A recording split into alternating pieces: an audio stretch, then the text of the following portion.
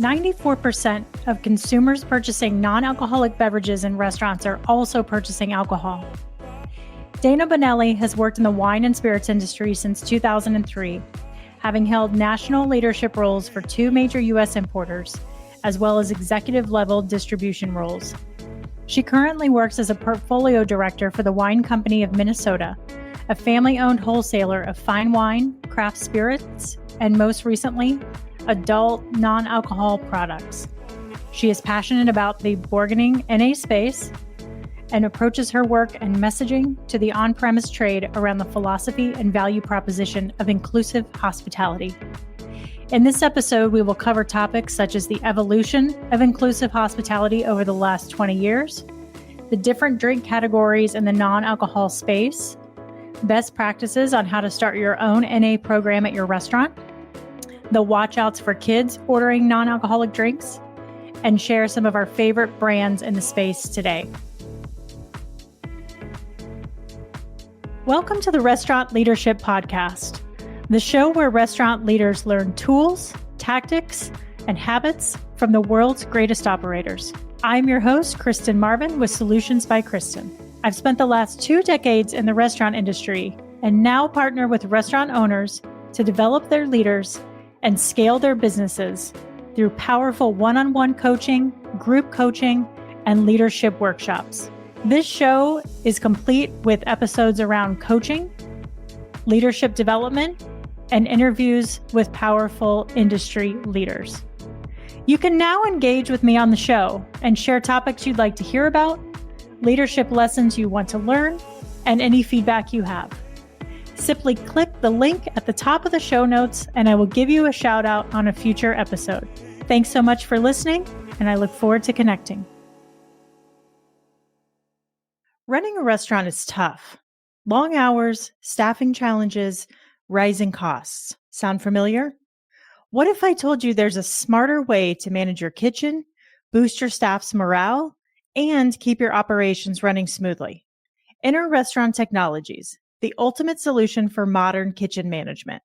Here's how restaurant technologies can transform your business. 1, solve labor challenges. They automate unpleasant tasks like manually handling used cooking oil. They keep your staff safe and happy while promoting a safer, more efficient kitchen. 2, reduce operating costs. They help you save money by optimizing oil usage and eliminating third-party cleaning services with their auto mist technology. Some restaurants save up to $300 per month per location.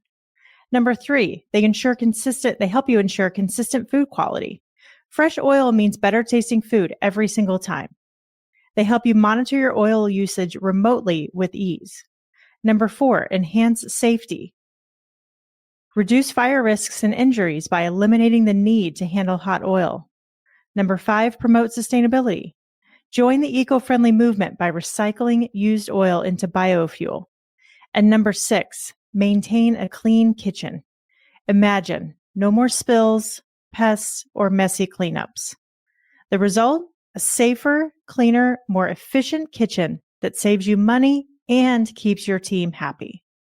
Ready to see why over 45,000 restaurants from small independents to large multi-unit concepts trust Restaurant Technologies? Visit rti-inc.com to learn more. Hi, Dana. Thank you so much for being here. Super excited to have you on the show today. Hey, Kristen. Hi, how are you? I'm great. How are you? I'm so good, thanks. I love in your bio, you talk about the concept of inclusive hospitality. Would you say a little bit more about what you mean by that and how the NA space is having an impact on creating a more inclusive environment for restaurant guests and staff? Yeah. Okay. So first of all, thank you so much for the opportunity to talk about this topic, which I think is so prescient right now in the space of hospitality, and its collision, whether by accident or intentionally, with the NA space, which is, as we know, just growing by leaps and bounds right now and sort of blowing up, if you will. I come from my origin story is like going all the way back to being a teenager working in restaurants. It's a long time ago now, but I learned about the hospitality industry long before I went into the world of drinks and working in the distribution world. And at its core, hospitality is, I think, pretty intrinsic for us as human beings. It's just this very, sort of innate concept that we look to be friendly, we look to be genuine and authentic towards a stranger when we welcome them into whether it's our home or our place of business, right? So this isn't complicated, and hospitality can take different shapes and forms depending on the cultural and history of that cultural implications and history of that culture. But at its core, worldwide, it is pretty basic. It's just the idea that you're creating a very generous, sort of receptive environment for people who don't necessarily know each other immediately when they come into a public space. So we got that, right? Everybody understands that, so I don't want to over-explain it. But when we bring in the idea of inclusivity into and marry it with the word hospitality, I think that there might be a little bit of a tendency right now to overcomplicate that, when in fact it's also just sort of taking the idea of hospitality into more of a hyperbolic state, right? And when we hyphenate or we add the word inclusivity or inclusive hospitality, put the two together, it's just the idea that you would go above and beyond your normal way of being hospitable to your customer or your guest, by making sure that you are kind of covering all of these bases that does not exclude any one individual when you welcome them in. And this can mean so many things. You're probably already, as a restaurant operator, doing diligence around this when it comes to making sure that an elderly person is comfortable crossing the threshold of your establishment, or a person with any type of needs, that they're going to be met. And so when we talk about the non-alcoholic space, it's an opportunity for us to be inclusive when we set the table, literally, for our guests. And so, it's doing diligence around that, and really ultimately kind of doing a core values exercise as a business owner around what not only hospitality means to you and your team, but what the idea of making it totally inclusive could also mean. Love it. So you've been in the game for a while. Take us back to 2003 and your start in the wine and spirits industry. How have you seen inclusivity and hospitality change over those years? Oh, wow. Okay. That's a good question. And my story in hospitality actually goes back into the mid 90s. So being a teenager, working in restaurants, but to formalize my career, it is about 20 years old now. It's scary, but if we're going back to circa 2003, there just really wasn't much in the way of a broad lens in and around this conversation, which is not to say that people were not well intended. I think people were living the way they were living back then. But the wine and spirits business back then was certainly not turning an eye towards, broadening an offering for people outside of, the sort of formal historical categories. Even when it comes to back then, when it came to learning about wine, for example, it was sort of a category that was shrouded in secrecy, very institutionalized, very much an old boys club. You really had to approach it academically and attack it from like, a textbook, like you had to have literal books, to learn about it. And then you had to surround yourself by this, sort of esoteric ivory tower group of elders who could, teach you the way. And that's how I came up in the industry, honestly. I came up in the industry learning about wine and then later spirits. by just gaining access to, a small group of people who had the knowledge that I sought to be transferred to me, right? And so, of course, all of this changed with the advent of the iPhone and our ability to have a supercomputer on our person at all times. But yeah, in the olden days, it was an old boys club, and you had to learn on the job, and you had to surround yourself with the sort of an elite group of people who had that information and the power to transfer that information. Yeah. And you had to be accepted, right? You had to be accepted into that group. And yeah. And I just want to say that, that group, and look, there are many people in that group, in my experience, who were very generous with me with their time and their knowledge, but ultimately it was a real patriarchal pool I decided to dive into.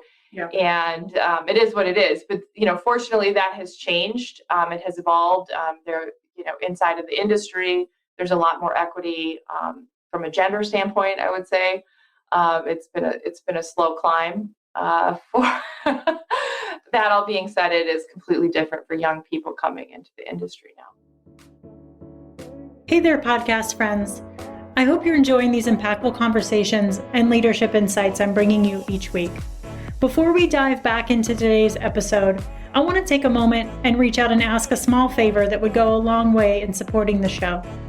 If you've been loving the content I'm providing, please take a moment to leave a rating and review wherever you listen to your podcasts. Not only does it make my day, but it also plays a pivotal role in helping the show grow.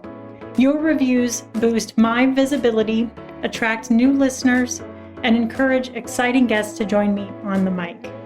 So if you want to be part of my show's growth journey, hit that review button and let me know what you think. Thanks a million for being awesome listeners. Yeah, so it's really impacted everybody in the industry, right? It's impacted the products that are that are offered from the suppliers to restaurants, both, and on-premise and off-premise.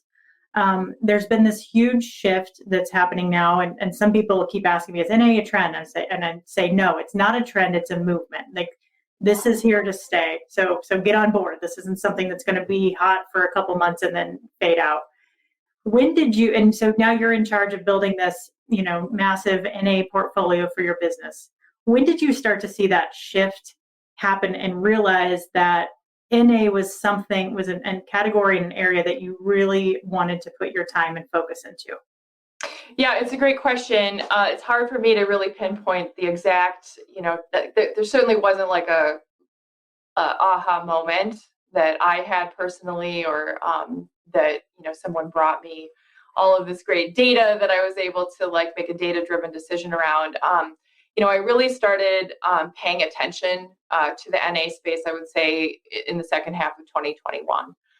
So, we're in the second, more or less, full calendar year of COVID. I think there were some early inklings, not inside the industry per se, but just a groundswell of, people in the US and culturally, where people were starting to sort of question their relationship with alcohol. Look, we all know there was a lot of heavy drinking going on during 2020 and into 2021, and the industry data substantiates, those consumption trends having grown substantially during that period of time. We won't get into why that happened today, but that all being said, it was a pretty good time to be a retailer in the alcohol industry those years. So late 21, I started paying attention. I was starting to see beverages on the market that I wasn't able to sort of put in a tidy, sort of neat existing bucket categorically. Things like functional beverages were starting to catch my eye.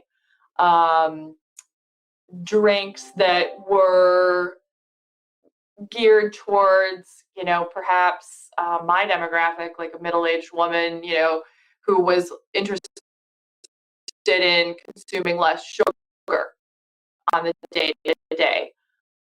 More transparency in labeling, and then certainly a bit of a sea change. I was starting to see that time just moving in the conversation around health and wellness, and then ultimately mental health.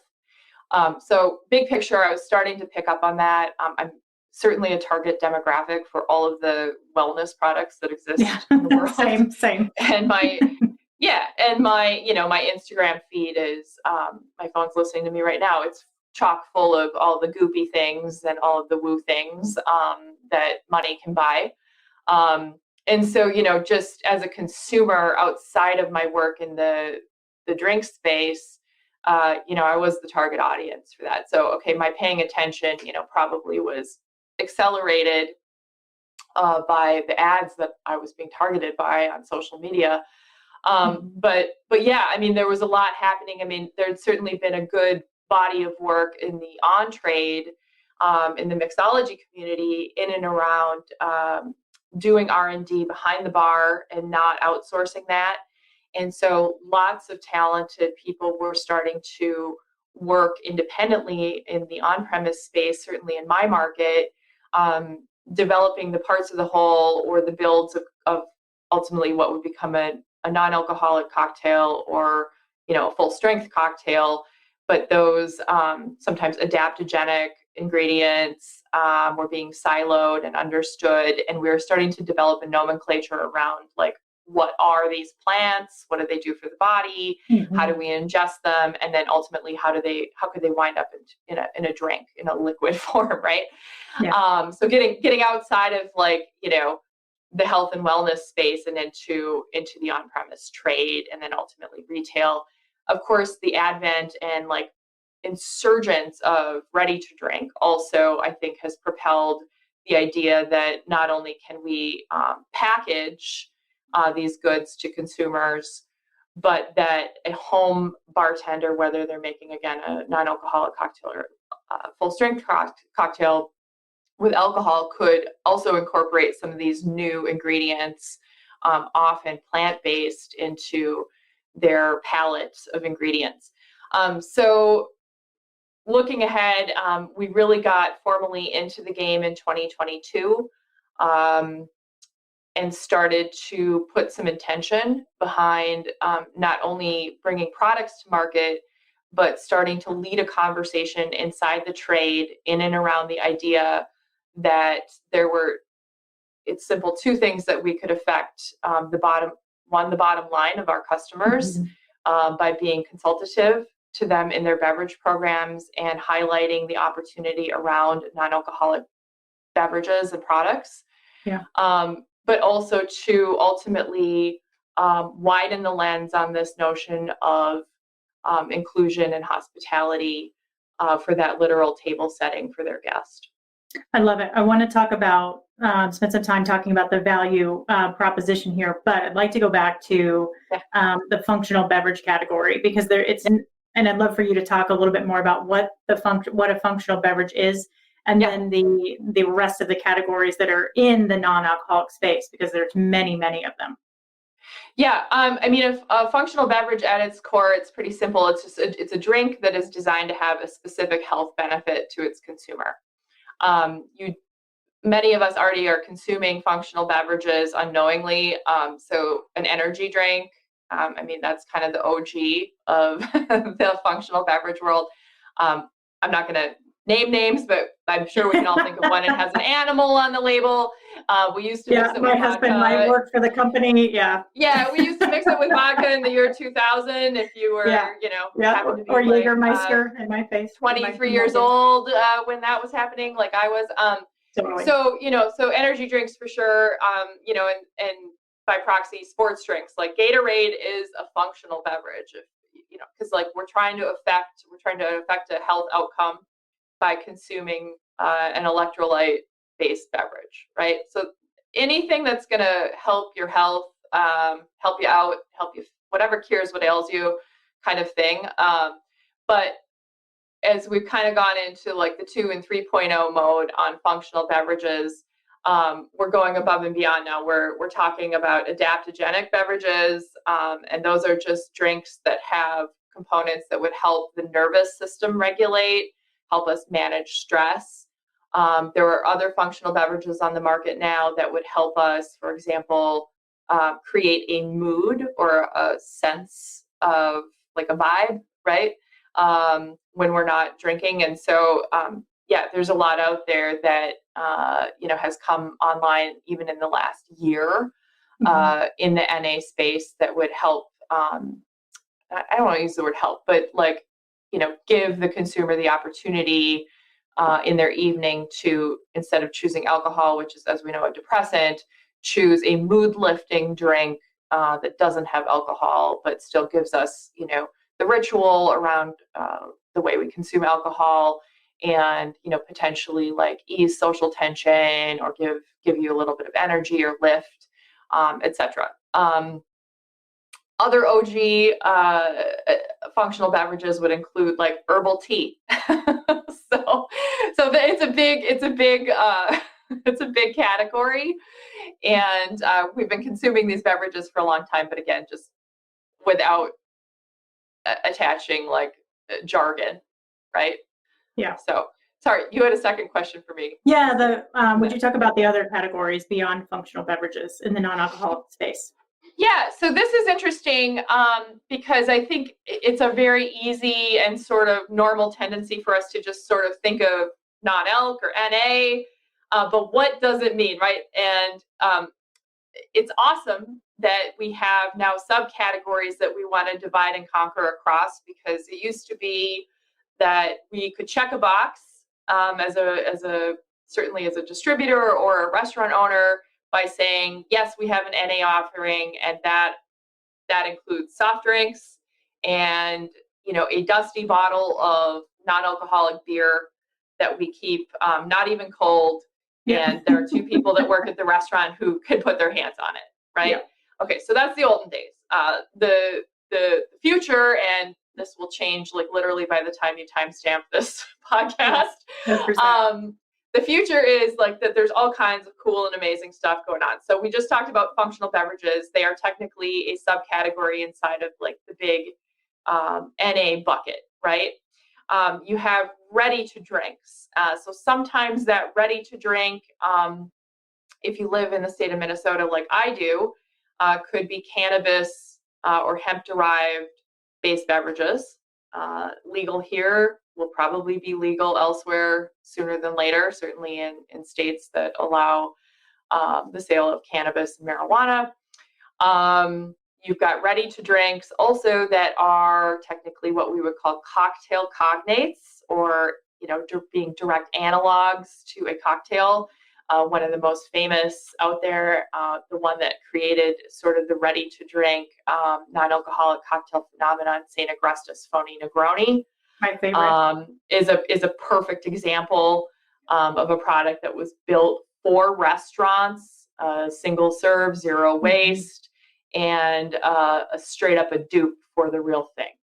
Many people actually can't tell if this particular ready to drink cocktail cognate is a non-alcoholic drink. So that's it's a lot of words. All that being said, it's a beautiful subcategory that now exists. So I refer to it as a cocktail cognate, but we're still now in the ready to drink world, if that makes sense. Then you have, of course, de-alcoholized wine. So you know what this is. It's just like de-alcoholized beer. It started out as a regular wine, and then through the magic of reverse osmosis had the alcohol spun out of it and nets down to 0.5 typically, although some of them are now 0.0. And then you have this sort of big ubiquitous group called wine alternatives. And wine alternatives are gaining momentum as options for people who don't want a de-alcoholized wine for whatever reason, but they still want to enjoy the ritual of wine. They want to enjoy fruit, acid, tannin, ultimately an adult beverage with food.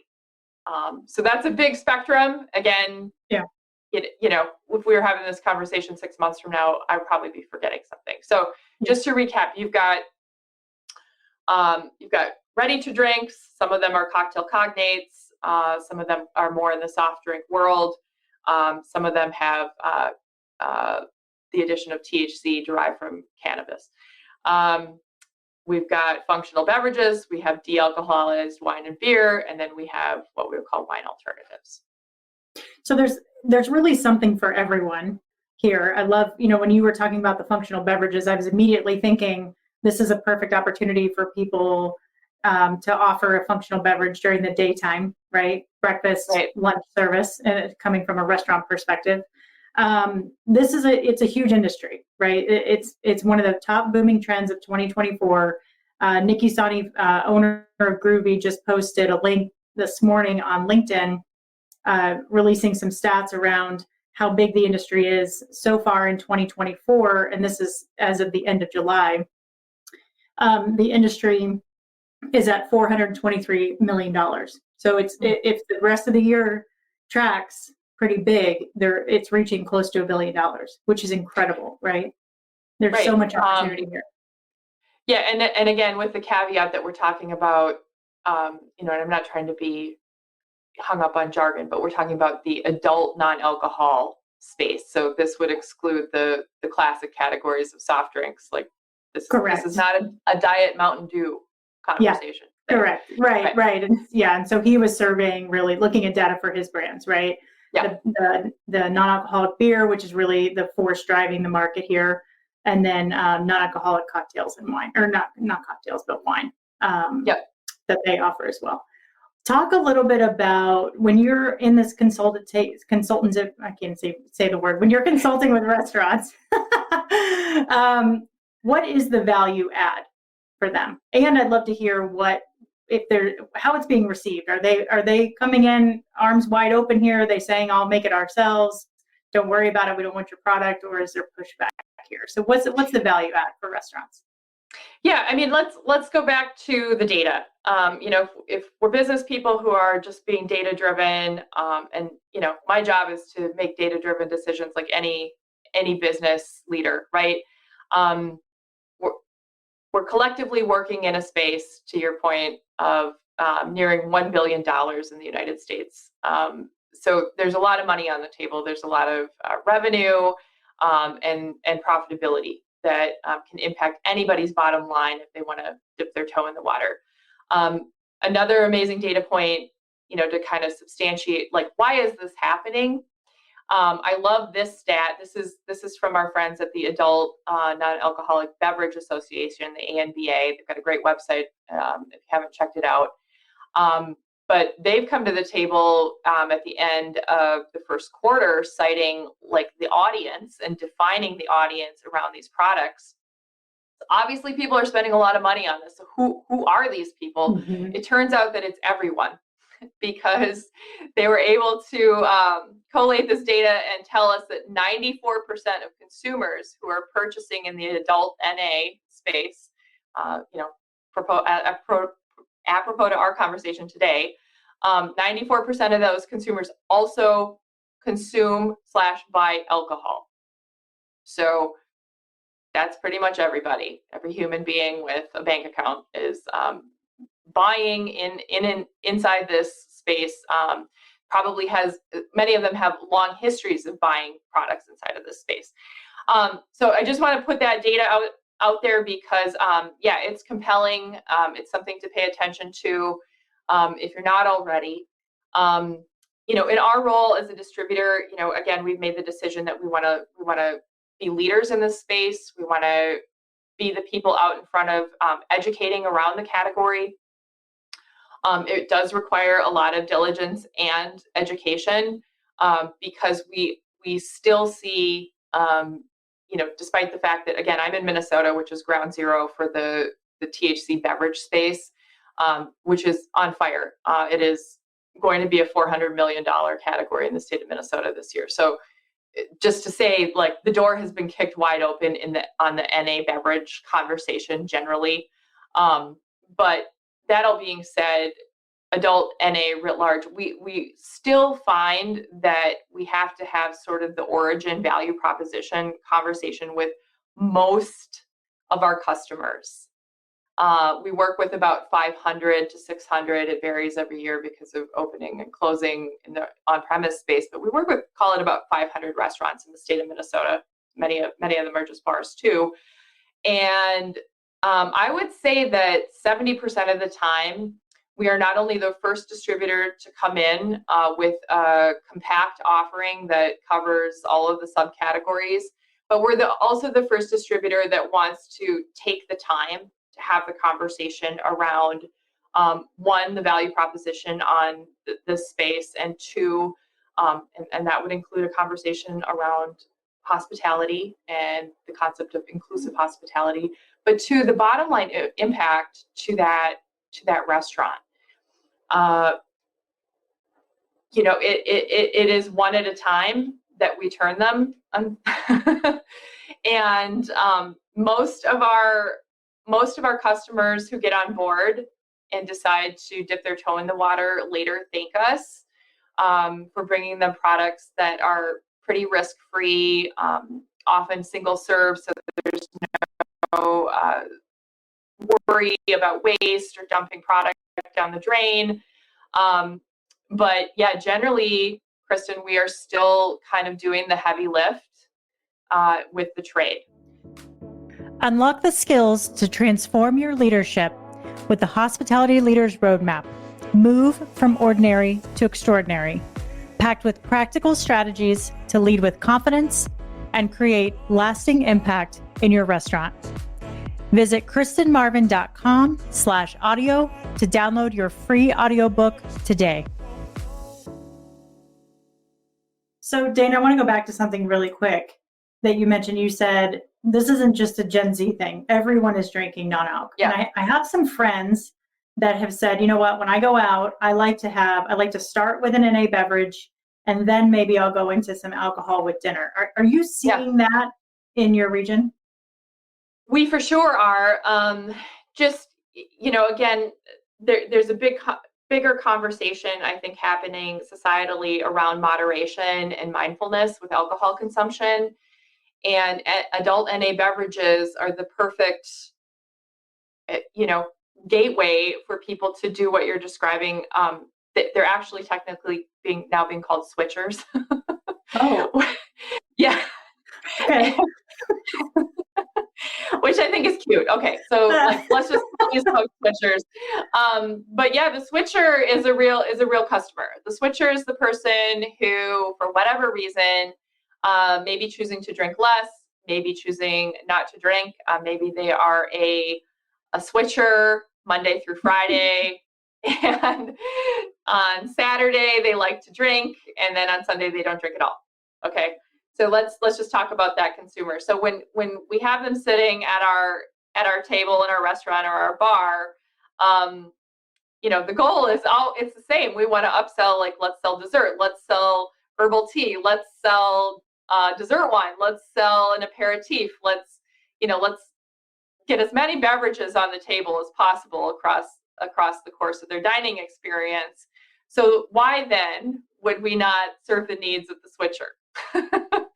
Right? And also allow them to feel like they are adults out at night spending money in a restaurant, and not having the sort of meager choices of club soda with lime or a tonic that has a garnish in it, which can be beautiful, don't get me wrong, but that those sort of staples of the NA list that are what I kind of think of as like the equivalent of being a vegetarian in the 90s. And lucky you, everyone else is having a steak or like lobster at the table, and your option is a veggie burger, and so you've been sort of like moved to the kids' table in that dining experience. Yeah.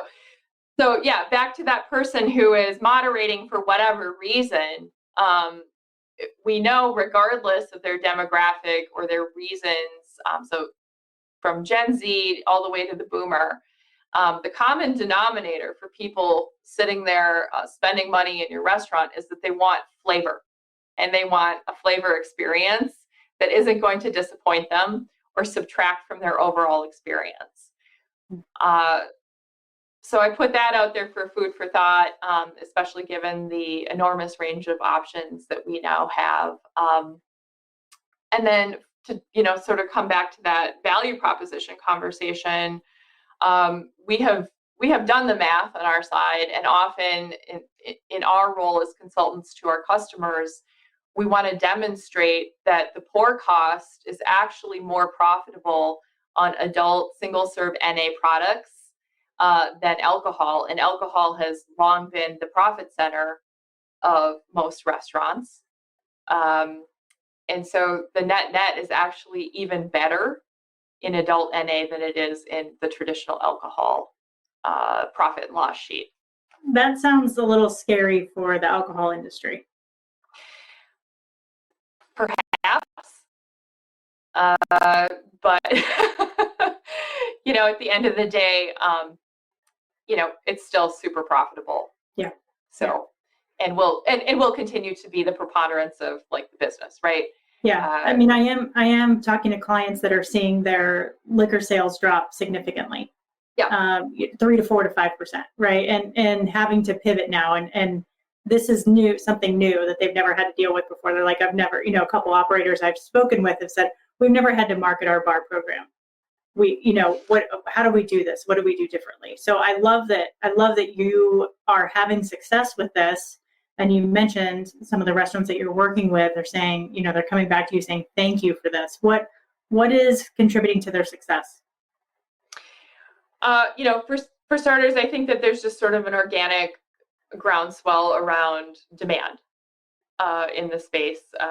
Consumer behavior has changed, and there's just a natural demand that is sort of driving the growth. I do think that there has been a good amount of education around the space and the value proposition. I sound like I'm talking out of both sides of my mouth, but overall, not just in the media, but with consumers, like there is an understanding that there are options available. So I do think that is driving it. Sorry, we're gonna have to edit. I'm like, sorry. Yeah, you're good. No, you're good. You're good. Let's start. Can we do it over? Yeah, totally. You want me to go back to the question? Yeah. Okay, so let's talk about what for those restaurants that are thanking you. What is contributing to the success of the NA program in the restaurant? Yeah, so it starts with staff education. Typically, we like to spend time when we can, and this goes back to our basic fundamentals around training around alcohol. It is no different. It is in our role in supporting our customers. When we are doing training on our alcohol products, we are also simultaneously training on the value proposition of the adult non-alcoholic products that we're selling as well. And then, serving it up, if you will, as, a way to upsell the ticket and helping the server, helping the bartender understand that it shouldn't be an afterthought, but it should be part of the presentation of the beverage program. So when you leave the list at the table, you're comfortable navigating a conversation around what is and then insert functional beverage. What is a phony Negroni? What is how is de-alcoholized wine made? I didn't know that existed. So preparing that staff for those, difficult questions, honestly. They're second nature to us around alcohol, but not so much, not quite yet, around the non-alcoholic offerings. Such an opportunity to educate and offer additional hospitality and create a different memorable experience for somebody, which is so cool. Now, we talked about something pretty interesting last time. This is on, family of 4 sits down at the table. There's a non-alcohol category on the menu. Johnny, 8-year-old, orders a phony Negroni. What do you do? Yeah, what do you do? This is a tough one. It's a tough one for parents, and it's a tough one for restaurant owners. I will say that while I am not a lawyer and I'm not giving legal advice here, I do recommend if you are a restaurant owner that you check with your local laws, which are often dictated at a municipal level around the service of adult non-alcoholic products. Case in point, NA beer, it's been around for a very long time, and it really gives us good. It's a good guidepost for everything else. Okay. So, this raises the conversation, how are you marketing your adult non-alcohol products on your menu? So it of course depends on your restaurant concept, because not every restaurant has a standalone drink list. Sometimes that drink list is, if it's a really casual restaurant, just wrapped into the food menu. It doesn't take up a lot of real estate on that document. But if you are an establishment who has a proper beverage program, and you have a cocktail list and you have a wine by the glass list, my recommendation is that you segment the adult non-alcoholic offering on that list, which is going to be handed to the adults at the table versus the non-adults. Okay. So that's one sort of protective measure, because there are laws out there that say you cannot sell a non-alcoholic beer to a person under the age of 18. It's not true everywhere. This is always at the state and then city level.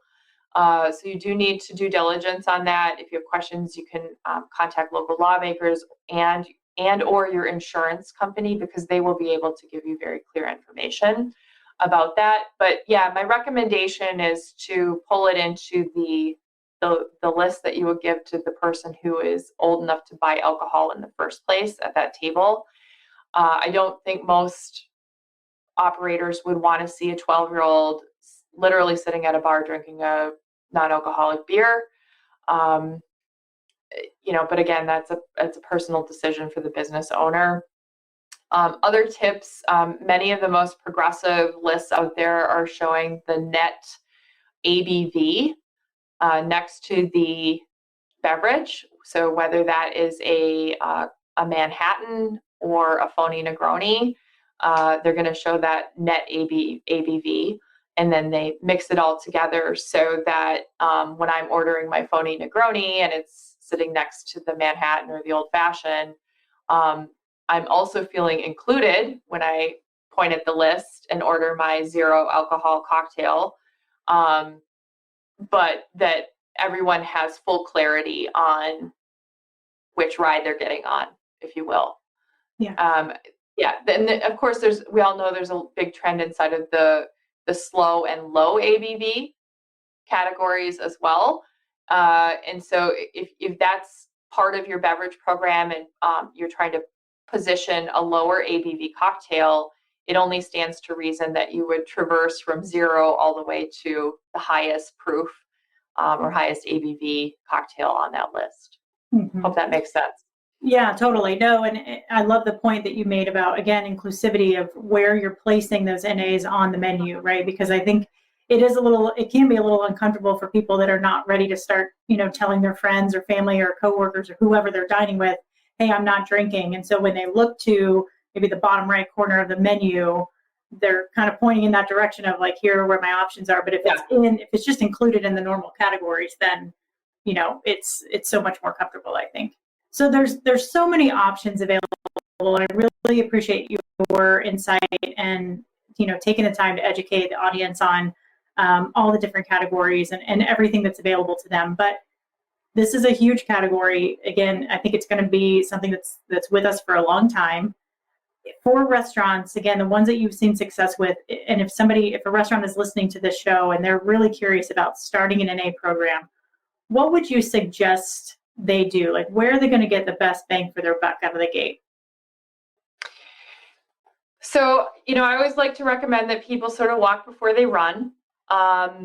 Do some research in your home market. I always think it's interesting to R&D with your competitors, but also with your peers, right? So take a look. If there's a particular restaurant in your market, or even nationally, most restaurants have their lists online. Do a little research. Go out, go experience a meal in someone else's establishment, someone you respect, and see how they're doing it, especially if they've been highlighted as a leader in this space. So, good old-fashioned R&D is a great place to start. But yeah, the walk before you run piece, you don't need to throw the kitchen sink at this right away. dip a toe in the water across the subcategories so that you have representation. I would recommend having, if you don't already, put a non-alcoholic beer of quality on your list. NA beer is amazing now that there are so many quality options. Many local breweries in your hometown probably are bringing something to market that is truly excellent. You could probably put it on draft and have it ice cold, which is where it tastes the best. So check that out. Like, challenge yourself a little bit to go outside of the commoditized products, which are also excellent. I'm a huge fan of Guinness. I'm a huge fan of Stella. They are very good products. But if supporting local is important to you, like, do check out your backyard on the microbrewery scene, to see if there's something great, because you might be able to support, a business in your neighborhood by doing that. So, check that beer box, put some intention behind it. Next, find a great de-alcoholized wine. Take a look and try to find something that comes in a single serve format, like a 200 milliliter, because then your risk is way reduced. You're not going to open that bottle of sparkling NA and then watch, the bartender 3 days later dump it out because it's lost carbonation. So, walk before you run there, but find something that, hits your pour cost model in that space, but is well done. And again, there are great options out there. My pro tip here is that the sparkling de-alcoholized wines tend to be, in my opinion, the best on the market. I really favor Prima Pave. It comes in a 200 ml. But check that out. De-alcoholized wine can be great. They're dry. And again, the sparkling versions tend to mask the flaws that are a little easier to detect with still versions. So do look at that. And then find yourself a cocktail cognate. I think I've given the plug for St. Agrestis Phony Negroni now 4 times, but it really is that good, and you really cannot go wrong by putting this product on your list. That being said, it is a bitter drink, and not all human beings are attracted to a bitter flavor profile. So it can be a little polarizing. People either love it or it's just not for them. But it's a great option. Wine alternatives, there's a lot of great single serves out there. Proxies has cans.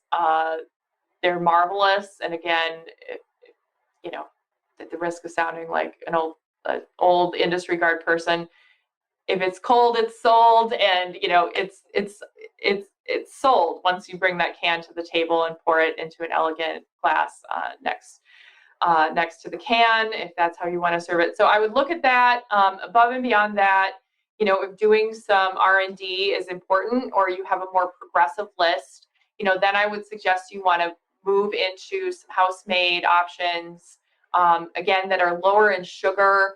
And then also take a look at the functional beverage space. There's a lot of cool stuff on the market.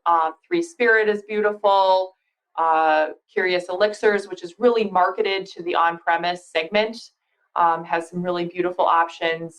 Many of these products are being served at the best restaurants in the U.S. at this point. So they've been vetted by the SOM community. They've been vetted by some of the most discerning chefs. So even looking at some of those lists, what is the French Laundry doing? What is 11 Madison Park doing? Because they have all had to go down this rabbit hole and serve the most discerning customers. So yeah, that's my tip in terms of research.